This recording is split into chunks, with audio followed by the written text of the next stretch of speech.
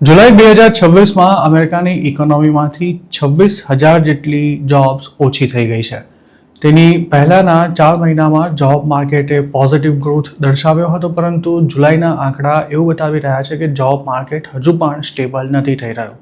એક્સપર્ટ્સનું માનવું હતું કે જુલાઈમાં 83,000 જેટલી નવી જોબ્સ ઉમેરાશે. જોકે આ ગ્રોથ માઇનસમાં રહેવાની સાથે બ્યુરો ઓફ લેબર સ્ટેટિસ્ટિક્સે મે અને જૂનમાં જેટલી નવી જોબ ઉમેરાઈ હોવાનો અગાઉ અંદાજ વ્યક્ત કર્યો હતો, તેમાં પણ હવે 1,03,000 જેટલો મસ્ત મોટો ઘટાડો જાહેર કરવામાં આવ્યો છે. અમેરિકાની ઇકોનોમી સતત લંબાઈ રહેલા ઈરાન વોરને કારણે પ્રભાવિત થઈ રહી છે. તેવામાં જુલાઈના જોબ ડેટાએ ટ્રમ્પની મુશ્કેલીમાં વધારો કર્યો છે. જુલાઈમાં વર્કર્સના પગારમાં પણ કોઈ ખાસ વધારો જોવા નથી મળ્યો.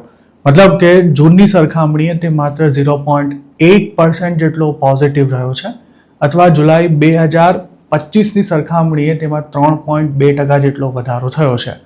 પણ આ જ ગાળામાં અમેરિકામાં મોંઘવારી 3.5% જેટલી વધી છે. એટલે કે મોંઘવારીની સરખામણીએ લોકોની આવકમાં થયેલો વધારો ઓછો રહ્યો છે. એક્સપર્ટ્સનું માનવું છે કે 3.2%નો વેજ ગ્રોથ છેલ્લા 5 વર્ષમાં સૌથી ઓછો છે. આ ઉપરાંત બીજી એક મહત્વની વાત એ પણ છે કે જુલાઈ મહિનામાં લેબર ફોર્સ પાર્ટિસિપેશન એટલે કે આર્થિક પ્રવૃત્તિ સાથે સંકળાયેલા લોકોની સંખ્યામાં પણ ઘટાડો જોવા મળ્યો છે. નવેમ્બર 2025થી અત્યાર સુધીમાં અમેરિકાની લેબર ફોર્સમાંથી લગભગ 2 મિલિયન જેટલા વર્કર્સ દૂર થઈ ચૂક્યા છે. જોબ્સ ઘટી રહી હોવા છતાં પણ અનએમ્પ્લોયમેન્ટ રેટ લગભગ સ્થિર રહ્યો છે, કારણ કે કામ કરનારા લોકોની સંખ્યા સતત ઓછી થઈ રહી છે. કોરોના કાળને બાદ કરતા 1976 પછી પહેલીવાર અમેરિકામાં લેબર પાર્ટિસિપેશન રેટ તળિયે પહોંચ્યો છે. કોવિડ બાદ ઘરડા થઈ રહેલા અમેરિકન વર્કર્સને ઇમિગ્રન્ટ વર્કર્સે રિપ્લેસ કર્યા હતા, પણ માસ ડિપોર્ટેશનને કારણે ઇમિગ્રન્ટ વર્કર્સની સંખ્યા સતત ઘટી રહી છે.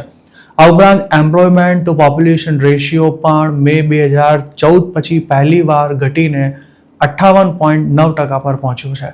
જે લોકો પાસે કહેવા ખાતર જોબ છે તેવા ઘણા વર્કર્સને ફૂલ ટાઈમ કામ નથી મળી રહ્યું અને ઘણા પાર્ટ ટાઈમ જોબ્સ કરી રહ્યા છે, જેથી રોજગારી હોવા છતાં પણ તેમની આવક ઓછી રહે છે.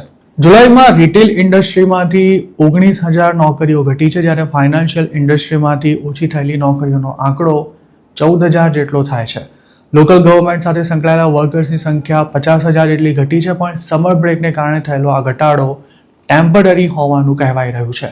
જોકે ચિંતાજનક વાત એ છે કે હોસ્પિટાલિટી ઇન્ડસ્ટ્રીમાં પણ 40,000 જેટલી નોકરીઓ ઘટી છે. ઇકોનોમિસ્ટનું માનવું છે કે હોટેલ્સ અને રેસ્ટોરાંમાં ઘટતી જતી જોબ્સ એવું દર્શાવે છે કે કન્ઝ્યુમર સ્પેન્ડિંગ પેટર્ન બદલાઈ રહી છે. એટલે કે લોકો બહાર ફરવા જવાનું તેમજ બહાર જમવાનું ઓછું કરી રહ્યા છે. તો બીજી તરફ જુલાઈમાં પણ હેલ્થકેર સેક્ટરમાં જોબ ગ્રોથ યથાવત રહ્યો હતો. આ સેક્ટરમાં 22,000 નવી જોબ્સ ઉમેરાઈ હતી, પણ હવે આ વધારો ધીમો પડ્યો છે. તેની સાથે મેન્યુફેક્ચરિંગ સેક્ટરમાં પણ 5,000 નવી જોબ્સ ઉમેરાઈ હતી અને કન્સ્ટ્રક્શન સેક્ટરમાં પણ 22,000 જોબ્સનું સર્જન થયું હતું. યુએસમાં મોટા પાયે ડેટા સેન્ટર્સ બની રહ્યા હોવાથી આ બંને સેક્ટર્સનું પ્રદર્શન સારું રહ્યું હોવાનું અનુમાન છે. યુએસ ફેડ રિઝર્વ ફુગાવાનો દર 2%ની આસપાસ રાખવા માટે મથી રહી છે, પરંતુ હાલ તે 3.5%ના ચિંતાજનક સ્તરે છે. ફ્યુઅલની કિંમતો પણ ઈરાન વોર શરૂ થયું તેની સરખામણીએ હાલ પણ 36% જેટલી ઊંચી છે. ઓગસ્ટ 7ના રોજ યુએસમાં ગેસની નેશનલ એવરેજ પ્રાઇસ $4 જેટલી રહી હતી. જોકે વધતી મોંઘવારી વચ્ચે જોબ રિપોર્ટ નબળો આવતા ફેડ રિઝર્વ હાલ વ્યાજના દર નહીં વધારે તેવી આશાએ શુક્રવારે અમેરિકાના સ્ટોક માર્કેટમાં લેવાલીનો માહોલ જોવા મળ્યો હતો.